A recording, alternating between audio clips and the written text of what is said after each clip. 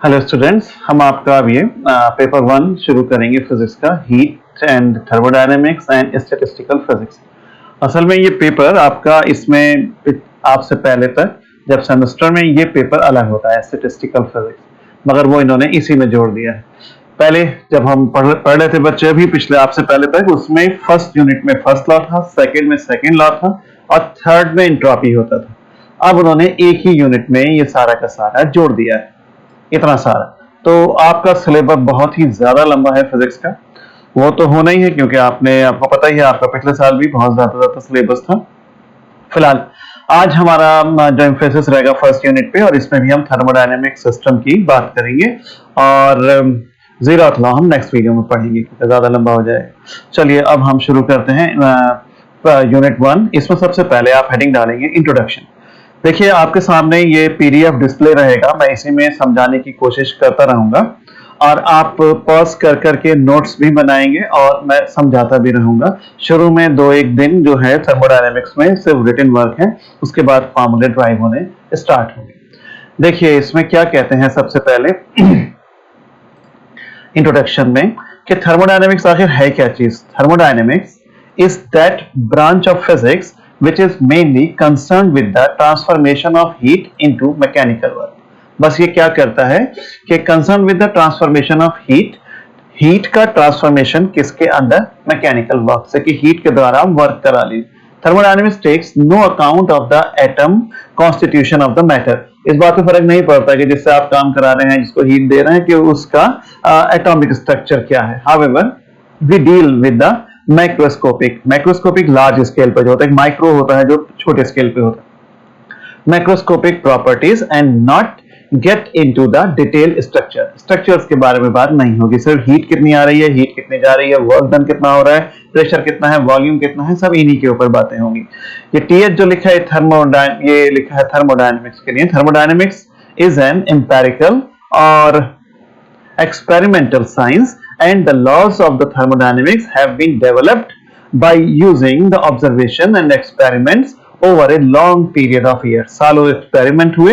Empirical भी था, empirical मतलब जो विदाउट प्रूफ लिख दिए जाते हैं और एक्सपेरिमेंट कर करके लिख, बाद में उनके चाहे प्रूफ आए बाद में प्रूफ, लेकिन सिर्फ ये था कि एक्सपेरिमेंट हुआ कि कितनी हीट दूंगा तो कितना टेम्परेचर बढ़ेगा, स्पेसिफिक हीट की कहानी जैसे है, तो वो सिर्फ एक्सपेरिमेंट कर करके वहां पे रिजल्ट निकाल लिए गए। तो खैर चलिए, ये तो इंट्रोडक्शन था कि सबसे मेन बात यह है कि transformation of heat into the mechanical work, यही थर्मोडायनेमिक्स। अब थर्मोडायनेमिक सिस्टम क्या होता है, देखिए ये बेसिक फंडा है, इसी के बलबूते पे सारी थर्मोडायनेमिक्स चलेगी। कहता है definite quantity of matter bounded by some close surface is known as system. System क्या हुआ, क्लोज्ड बंद जगह हुई, उसके अंदर अगर कुछ मैटर की क्वांटिटी है तो वो क्या कहलाएगा, आपका एक सिस्टम कहलाएगा। जैसे सिलेंडर के अंदर गैस होती है, तो बस कहता है the system may be the gas contain in a cylinder with A movable piston, और उसमें मूवेबल पिस्टन लगा हुआ है। देखिए कुछ ऐसे मतलब है, देखिए ये मैं बना दूं सिलेंडर, वो किचन वाले सिलेंडर से मतलब नहीं है यार। आप कहिए ये हुआ एक इसमें, और ये गोल चीज है कंटेनर, और उसमें ये पिस्टन लगा हुआ है। ओहो,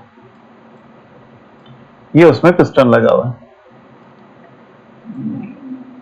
ये आपका हो गया। अब इस पिस्टन को मैं अप भी कर सकता हूं ऊपर को, या मैं इसको नीचे भी लेके जा सकता हूं, और यहाँ पे जो है बीच में ये गैस भरी हुई है, तो it is a system. Cylinder का मूवमेंट इसलिए कि इसका प्रेशर वॉल्यूम बदल जाए, फिर वो भी बात करेंगे। अभी तो सिर्फ सिस्टम की बात हो रही है। ये सिस्टम कहलाएगा, सिलेंडर के अंदर बंद कर गैस है। The system may be enclosed by the physical walls. ये जो दीवारें हैं ये फिजिकल हैं, फिजिकल मींस भौतिक, जिनको हम छू सकते हैं। कुछ वॉल्स ऐसी होती हैं जिनको हम नहीं छू सकते। कहता है enclosed by the physical wall or imagined to be made by a mathematical surface। यह सिर्फ सोच लिया जाएगा, एक मैथमेटिकल डेफिनेशन दे दी जाएगी कि हाँ यहाँ पे एक सरफेस है। अब आपके दिमाग में आएगा यार इमेजिनरी सरफेस कौन सी होती है, बिल्कुल होती है, मैं बताता हूँ आपको। अर्थ के चारों तरफ एटमॉस्फेयर है, क्या वो एटमॉस्फेयर स्पेस में चला जाता है, कहिए नहीं जाता, कहिए कि इमेजिनरी वॉल वहां पे मौजूद है। तो इमेजिनरी जो वॉल है या इमेजिनरी एक सरफेस है वो वहां पे मौजूद है, उसकी मैथमेटिकल इक्वेशन होगी, तो जाहिर सी बात है एक बड़ा सा सर्किल ही तो बना हुआ है जिसके पार जो है ये हवा निकल के नहीं जा पा रही है, एटमॉस्फेयर नहीं जा पा रहा है, तो वो आपकी एक इमेजिनरी सरफेस होगी। तो उसने यही तो कहा system may be enclosed by the physical walls or imagined to be made by a mathematical surface. Thus, boundary of the system may B actual या इमेजिनरी. तो बाउंड्री जो होगी वो एक्चुअल भी हो सकती है या इमेजिनरी भी हो सकती है. It may have a fixed position और may be change when the system is expanded. और वो जो बाउंड्री है वो बदल भी सकती है. सिस्टम एक्सपेंड होगा तो बदल जाएगी. जैसे यहाँ ये जहां पे भी पिस्टन है, मैं इसको दबा दूं पिस्टन को तो ये नीचे चला जाएगा, तो क्या ये सरफेस एरिया बदल गया, सरफेस एरिया ऊपर चला गया तो खिंच जाएगा, बदल जाएगा. मतलब अब existence of the boundary distinct the system material from the rest of the universe. मतलब बाउंड्री का होना क्या करता है, सिस्टम को बाकी यूनिवर्स से अलग कर देता है. अब और सुनिए, anything outside the system which exchange anything outside this system which exchange energy with it is called its surrounding. अपने सराउंडिंग, जो भी सिस्टम के चारों ओर की दुनिया है, that is called the surrounding, जिससे वो एनर्जी का आदान प्रदान कर सकता है. जैसे ये पिस्टन को आप जब प्रेस करेंगे तो जाहिर सी बात है कि यहाँ पे एनर्जी जो है वो बढ़ जाती है, एकदम हीट होगा. जैसे आपने पंप से साइकिल में हवा भी भरते हैं या फुटबॉल में हवा भर रहे हैं तो वो गर्म हो जा रहा है, पंप की हीट निकल के बाहर आ रही है तो वो सराउंडिंग में चली जाती है. ये मतलब है. तो अब तक आपने सिर्फ सिस्टम पढ़ा, ये जाना कि फिक्स्ड वॉल्स के अंदर अगर कोई मटेरियल पार्टिकल बंद रखा हुआ है तो वो सारा चीजें सिस्टम कहलाएंगी. वो वॉल, वो उसके अंदर मटेरियल सब मिलके सिस्टम कहलाएगा. सिस्टम की वॉल्स जो होती हैं इमेजिनरी भी हो सकती हैं या फिजिकल भी हो सकती हैं, बस यही तो पढ़ा. और इमेजिनरी और वॉल होंगी तो वो कैसे हुआ, जैसे अर्थ के चारों तरफ एटमॉस्फेयर जमा है, उसके ऊपर कोई चीज नहीं है लेकिन वो एटमॉस्फेयर हवा में, वो स्पेस में नहीं जा रहा है, तो कोई इमेजिनरी चीज है जो उसको बंद कर रही है. या आप कह दीजिए कि कंटेनर के अंदर बंद, जैसे आपका परफ्यूम है उसमें कंटेनर के अंदर है, वो इस परफ्यूम का हम बार बार जिक्र करेंगे, वो बहुत ही जबरदस्त कंटेनर होता है, उसमें इतनी सारी फिजिक्स छुपी होती है. अगले आप 2-3 हफ्तों में बहुत कुछ पढ़ेंगे उसके बारे में. खैर अभी सब बात करना बेकार है. बस का ये वो एक परफेक्ट आपका सिस्टम है कि उसमें आप मतलब उसमें परफेक्ट क्या, उसको हम बाउंड्री वॉल तो उसकी नहीं बदल सकते हैं लेकिन उसका मैं टेम्परेचर कम कर सकता हूं. खैर वो बात की बात है. फिलहाल अभी तो कहिए कि पिस्टन को मैं अप या डाउन करके सरफेसेस की जो बाउंड्री है वो बदली जा सकती है, और जो सरफेस के चारों तरफ की जगहें होती हैं उसे हम सराउंडिंग कहते हैं. बस उससे एनर्जी वहां से एक्सचेंज हो सकती है. अब आता है स्टेट ऑफ द सिस्टम. अब सिस्टम की स्टेट्स क्या होती हैं? In mechanics the state of the body is specified. मतलब भौतिक विज्ञान जो फिजिक्स आपने फर्स्ट ईयर में पढ़ी उसमें क्या था कि ये उसमें अपने मैकेनिक्स पढ़ी, उसमें आप in mechanics the state of the body specified by the means of its measurable quantities. कैसे? जैसे कहेंगे इसका मास कितना है, कहेंगे भाई इसकी वेलोसिटी कितनी है, इसका एक्सेलरेशन कितना है, इसकी सीजी कितनी है, इसका कोऑर्डिनेट कितना है, ये तो लिखा हुआ है. मास, ये कह दीजिए मोमेंटम कितना है, टॉर्क कितना है, वेलोसिटी कितनी है, ये सब ये क्या है, ये मैकेनिक्स में बॉडी को मेजर करने का तरीका होता है. उसके बारे में बताते हैं कि let we have a particle of mass m1 placed at a position r1, है ना, r1 वेक्टर के ऊपर रखा हुआ है, वहां पे एक पॉइंट पर रखा हुआ है जिसका पोजीशन वेक्टर r1 है, एंड हैविंग वेलोसिटी इतना और एक्सेलरेशन इतना, ऐसे बोलते हैं. लेकिन इन थर्मोडायनेमिक्स में स्टेट अवस्था of the system can be represented by किससे? प्रेशर से P, volume V and temperature T, provided the system is in equilibrium. देखिए ऐसा है ना, तब इक्विलिब्रियम में नहीं आ जाएगा तब तक नहीं बता सकते. इक्विलिब्रियम का मतलब क्या है? जैसे ऐसा है आपके घर में बहुत देर से कमरे के अंदर एसी चल रहा है, बिल्कुल ठंडा हो गया कमरा, अब आपने उसका दरवाजा खोल लिया, मई जून का महीना है, जून जुलाई का, लू चल रही है बाहर, आपने दरवाजा खोल लिया, बाहर से लू अंदर आने लगेगी, अंदर की ठंड बाहर जाने लगेगी, तो अभी तो टेम्परेचर वहां पे फिक्स ही नहीं होगा क्योंकि लगातार टेम्परेचर कमरे का डाउन होता रहेगा, वो सारी बढ़ता रहेगा क्योंकि वो कूलिंग बाहर निकलती रहेगी, गर्म हवाएं अंदर आते रहें. तो अभी नहीं, जिस वक्त इक्विलिब्रियम आ जाए, मतलब जब एक जैसा सब जगह टेम्परेचर हो जाए, बाहर का अंदर का, कहेंगे नाउ इट इज इक्विलिब्रियम. अब साम्य अवस्था आ चुकी है. अब बताइए इसका प्रेशर कितना है कमरे के अंदर, टेम्परेचर कितना है अंदर का, वॉल्यूम कितना है मटेरियल का जो हवा इसके अंदर भरी हुई थी, ये तो मतलब है.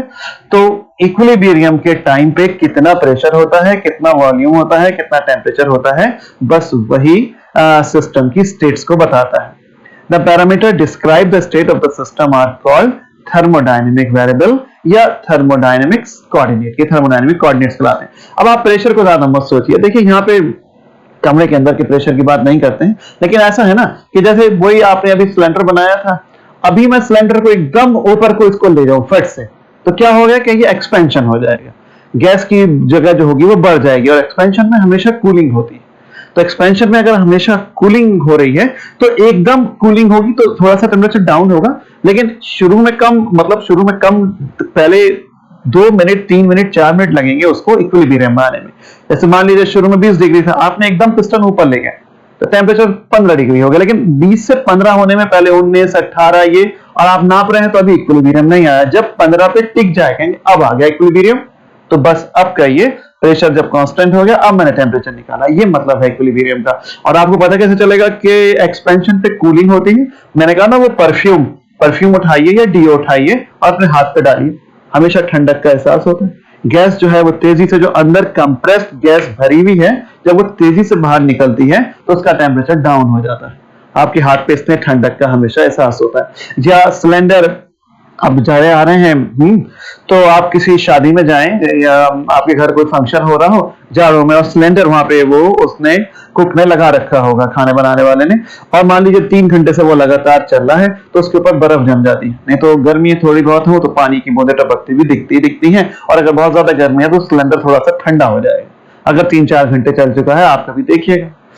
तो असल में हो क्या रहा है, सिलेंडर के अंदर कंप्रेस्ड गैस भरी हुई है, इतनी ज्यादा कंप्रेस्ड है कि वो लिक्विफाइड सी लगती है। फैन पर हिलाइए भरा हुआ, ऐसा लगता है लिक्विड भरा हुआ है इसके अंदर, लेकिन जब वो बाहर निकलती है तो वो गैस बनती है, क्योंकि एकदम उसको खुला हुआ माहौल मिलता है, एक्सपेंशन पे वो एकदम गैस बन जाए, और उसका टेम्परेचर क्योंकि एक्सपेंड हो रहा है तो डाउन होता है। इसलिए आपने 12th में भी क्वेश्चन पढ़ा होगा कि जब टायर बस्ट होता है तो एक पल के लिए वहां ठंडक होती है, फिर गर्म हो जाता है सराउंडिंग के कारण। खैर, इसके बारे में भी बहुत सारी बातें करनी है, अभी तो आज तो सिर्फ शुरुआत हो रही।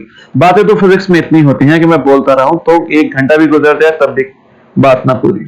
खैर, आप समझ गए कि हेडिंग क्या था, स्टेट ऑफ द सिस्टम, या आप लिख लीजिएगा। इसमें क्या होता है, थर्मोडायनेमिक वेरिएबल्स या थर्मोडायनेमिक कोऑर्डिनेट्स होते हैं, जो कि टेम्परेचर, प्रेशर और वॉल्यूम होते हैं। अब आता है टाइप्स ऑफ सिस्टम। कहते हैं there exist 3 types of system. एक होता है जी सबसे पहले open system, the system which can exchange both energy and matter with the surrounding are known as open system।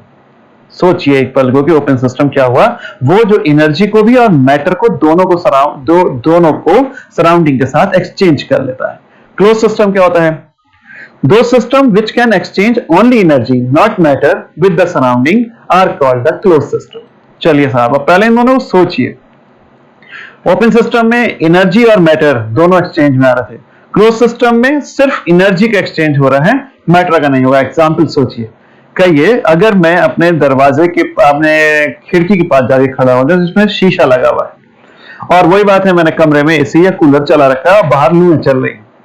अब आप शीशे के पास जगह खड़े हो जाएं तो बाहर से गर्मी अंदर को आती हुई एहसास होगा। तो वो क्या आ रही है, एनर्जी आ रही है अंदर, लेकिन मैटर तो नहीं आ रहा, सिर्फ एनर्जी का एक्सचेंज हो रहा है शीशे के आर पार। बाहर की गर्म हवाएं अंदर नहीं आ रही है, सिर्फ एनर्जी आ रही है। आप आज भी खड़े हो जाइए अभी जाके, तो कमरे में तो आजकल ठंडा कम होने ही लगी है, और बाहर जो है वो गर्म हवाएं दोपहर में चल रही होती हैं 12-1 बजे, तो बाहर गर्म होता है, लेकिन शीशे छुएंगे तो गर्म लगेगा, और लगेगा कि शीशे के अंदर गर्मी आ रही है बाहर से। तो वो क्लोज सिस्टम है, मैटर का ट्रांसफर नहीं हो रहा है, सिर्फ एनर्जी का ट्रांसफर हो रहा है। आप शीशा भी खोल दीजिए, खिड़की का दरवाजा आपने खोल दिया, तो अब क्या होगा, बाहर से गर्म हवाएं अंदर आने लगेंगी या अंदर की ठंडी हवा बाहर जाने लगेगी। तो एनर्जी तो जा ही रही है, मैटर भी जा रहा है, मैटर का भी एक्सचेंज हो रहा है। तो वो ओपन सिस्टम हुआ जिसमें सिर्फ एनर्जी का एक्सचेंज होता है, वो क्लोज सिस्टम होगा। और एक आइसोलेटेड, उसमें किसी का भी एक्सचेंज नहीं होगा। In a system it is नहीं, if a system is not influenced in any way by its surrounding से इन्फ्लुएंस नहीं हो रहा है कोई भी system, it is said to be isolated, तब वो आइसोलेटेड कहलाता है। जैसे सोचिए तो एग्जांपल, थर्मस किसी के दिमाग में आया हो तो सबसे अच्छा एग्जांपल है थर्मस, जिसके अंदर आप चाय, कॉफी, पानी गर्म करके डाल दीजिए तो वो गर्म ही रहेगा। तो ये थोड़ी ना है कि वो अंदर गर्म करने की उसमें मशीन लगी हुई है, नहीं, आप ठंडा डाल दें उसी थर्मस में तो वो ठंडा भी रहेगा। तो उसमें मशीन थोड़ी ना है, वो क्या करता है, सिस्टम के साथ बाहर के सिस्टम से कट कर देता है, और हमेशा के लिए ठंडा ठंडा नहीं होता है, सिर्फ 1-2 घंटे चाय, 3 घंटे 4 घंटे गर्म रहेगी, या ठंडा पानी है तो वो 3-4 घंटे ही ठंडा रहेगा। थोड़ी देर के बाद उसमें लगातार सराउंडिंग से एक्सचेंज होता रहेगा, बाहर की गर्म चीज, गर्म एनर्जी, हीट अंदर जाती रहेगी और अंदर की ठंडी एनर्जी बाहर निकलती रहेगी। थोड़ी देर के बाद 4 घंटे 5 घंटे में वो एक समान हो जाएगा। रात को भर के थर्मस में रख दीजिए, अगर सुबह पी लूंगा चाय में तो वो तो संभव ही नहीं है, सुबह को चाय ठंडी मिलेगी, कैसे भी थर्मस क्यों ना हो, 8-10 घंटे में तो वो ठंडा कर ही देगा। तो लेकिन कुछ देर सराउंडिंग, क्योंकि कोई भी चीज परफेक्ट इंसुलेटेड नहीं होती।